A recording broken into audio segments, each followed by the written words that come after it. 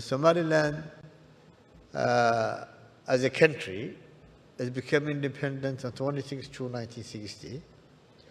But unfortunately, it has chosen to give up its sovereignty to find Greater Somalia and join it with Somalia, who got its independence 5 days later, on 1st July 1960.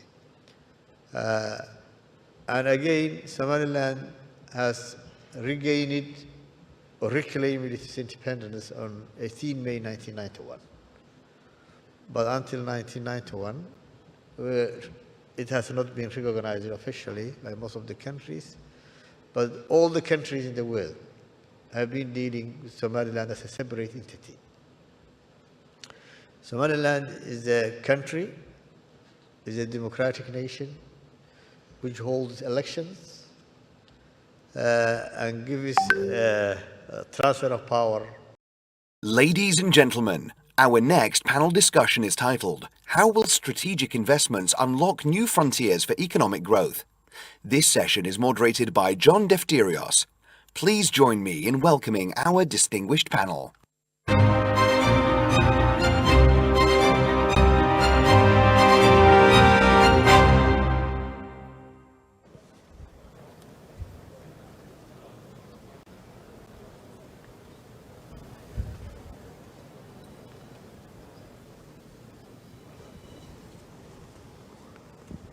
Good morning, everybody. If you can go ahead and take a seat, please, in between the transitions to this session. I'm delighted to chair this session because it's strategic nature. So both by the drive of the World Government Summit and DP World, they looked at East Africa, and it was germinated here a dozen years ago, as the chairman knows, to look at that region as a strategic outpost for development and growth as well. Again, often overlooked in the global economy is that this is a market of better than 500 million consumers, with Ethiopia at the heart of it, with a consuming base of 130 million, growth of 9% over the last 20 years. We're delighted to have the President of Somaliland, who was elected to office in December with a full mandate of 64%, and of course the chairman of DP World, who has made a commitment to East Africa and Somaliland. I would say that it was this move by DP World that helped plant a flag for development, which is a priority for the president. So I'd like to start in, Mr. President, on the Berbera port, the strategic nature sitting as a crossroads for the Middle East, East Africa, and the links to Asia.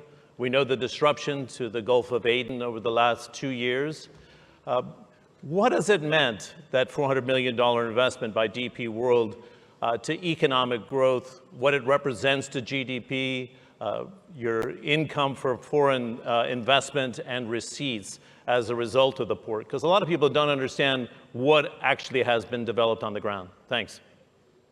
Thank you very much. Before I answer the question, I want to tell the audience I'm from Somaliland, one of the governments in the future.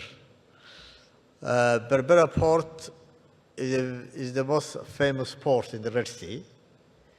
It's a very old port, and DP World has invested $400 million in Berbera port. It was transformative. That investment was transformative. It has modernized the port.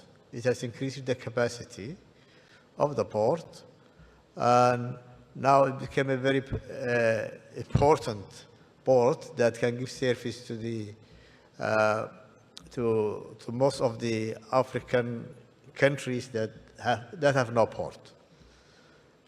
Our main customer and neighbor and our friendly country is Ethiopia, which is more than 140 million population. The Berbera will give a service to Ethiopia now. I expect we have to finalize our transit and trade agreements with Ethiopia soon, inshallah. Good. Is that something you think you can get done within your first year in office, which would conclude in December 2025, because everybody's been looking to see if you can get that agreement unlocked and what it would do for development and trade for Ethiopia as well. My plan is to finalize before the end of the year. That's quite significant. Mr. Chairman, I remember discussing this port with you going back 10 years ago and planting a flag, if you will, in Eastern Africa. It's not your first foray there. How does Berbera rate in all the operations you have in nearly 80 countries around the world in terms of modernization, the intelligent infrastructure, the strategic nature of how it can serve as a crossroads? Because you can make comparisons to what you have in Latin America, Far East Asia, Europe, of course, and the United States. What's the modernization that's actually been undertaken? Thank you. First of all, I am happy to attend the Government Summit, and I'm honored with the President, whom in short notice came, and he told me I'd been only a few days in the office, and we told him, well, I think it's a good audience, they need to listen to you as a new President. We did a study on Ethiopia. Ethiopia has a double-digit growth in their economy. It's a country of over 100 million people. And the study shows that Ethiopia needs at least 5 ports to cope with the growth that they're going to see in their country. And we selected Berbera for many reasons. First of all, it's an old port. It has been in existence before any ports, in fact, the Red Sea. Unfortunately, it was ignored, but we worked with the government and they encouraged us. We invested in it. Somaliland is not a small country. They have over 4 million people and a lot of businessmen and traders. And we are looking forward for the economic corridor between Ethiopia and, of course, Somaliland, where the President just mentioned. I hope it could be done as soon as possible. This agreement will facilitate trade between both countries. Somaliland is very close to the main distribution area in Ethiopia, which is Dir Dawa, which is the main logistic area. And so the relation between the countries are being very good, and many Somaliland people live in Ethiopia, and Ethiopia looks with positive attitude toward Somaliland. We definitely found an opportunity. We developed the port. Immediately, cargo started to come. We are able to handle any size of vessels in Berbera. There is another stage of expansion if needed. The government also, His Excellency the President, provided land for industries. We have already factories under construction, and there are more factories coming to that place. It has a unique situation whereby they're very close to Ethiopia. It has also a unique situation where they are on the maritime routes that connect India, Far East, all the way through the Suez Canal.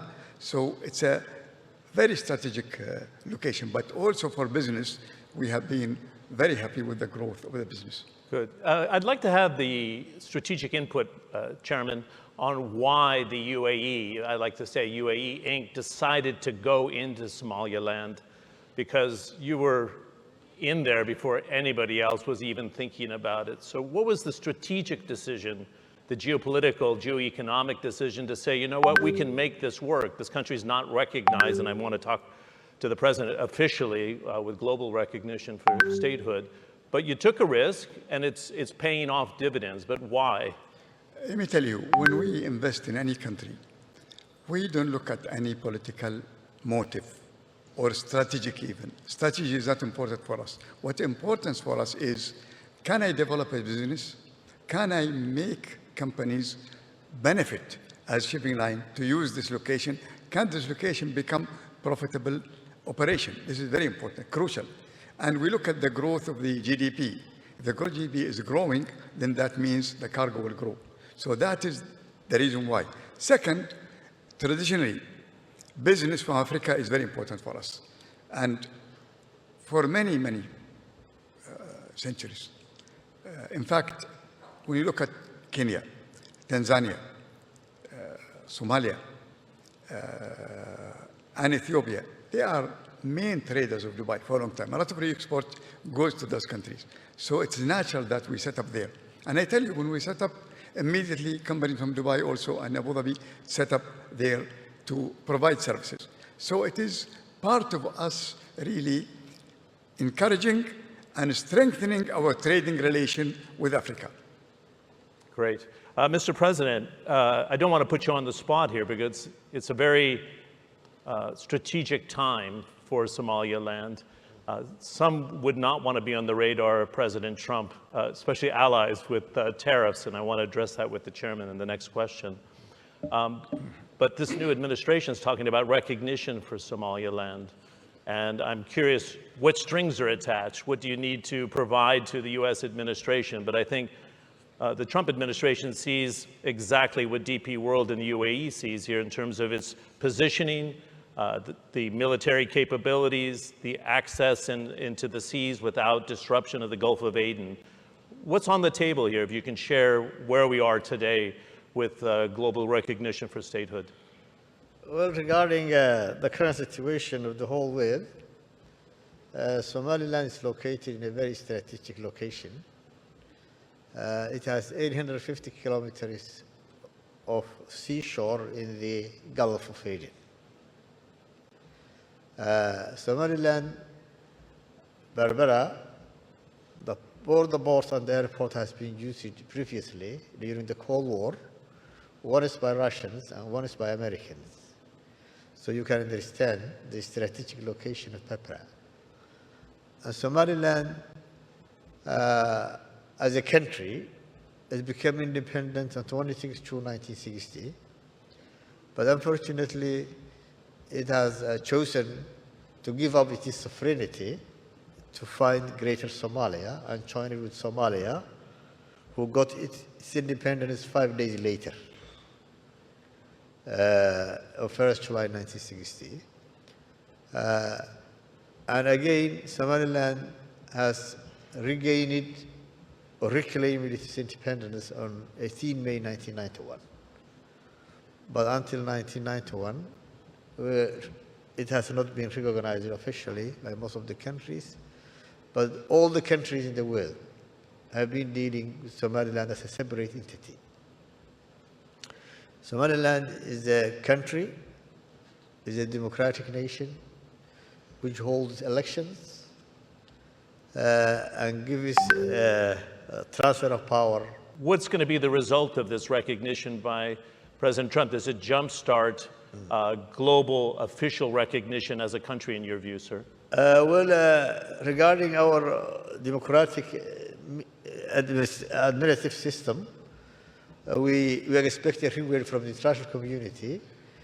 We have all good relations with the United States, with Great Britain and other countries, but now we hope that the United States may be the first country to recognize Somaliland. That would jumpstart the whole process, I would imagine, right? Yeah. Okay. Mr. Chairman, we sat 3 weeks ago in Davos for the DP World Global Trade Outlook 2025, and you said something very prescient at the time. You said these moves by President Trump on trade, even with allies like Canada and Mexico, yes, the European Union, yes, they're supposed to be close friends, but the tariffs have moved forward in a big way. But you said something then that he's desiring fair trade, not protectionist policies. Yes. I'm going to put you on the spot here. Do you still believe that? Is the case? I know even the UAE with its aluminium exports are quite concerned. Well, for Trump, he is looking for fair trade, not free trade. Fair trade, in his mind, and he said it many times, is if American market is open, then he expects other countries to open their market. China's market had to be open for American products. This is the crucial thing for him. Now, with Trump, I've been following him for a long time. It is not what he says. So when you listen to him, his announcement, look at what he does, not what he says.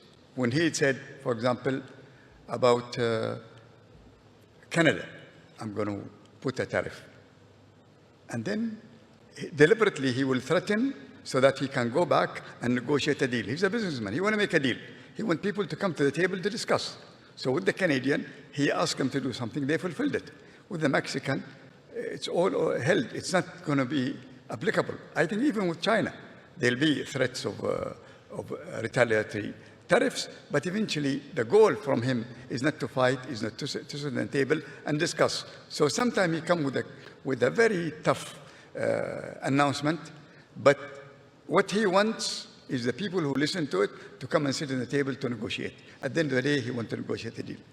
Good. It's not going to be calamitous and push the U.S. into a recession, in your view?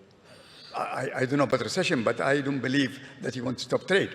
He wants fair treatment to American products. He wants things, you know, when you talk about Panama, for example, you know, he wants to come with a deal with the Panamanian. Basically, that gives him something to say, I won the agreement.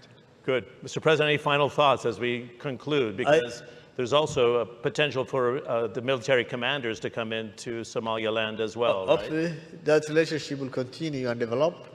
And I thank the whole forum, and I thank the organizer of the event for inviting me here.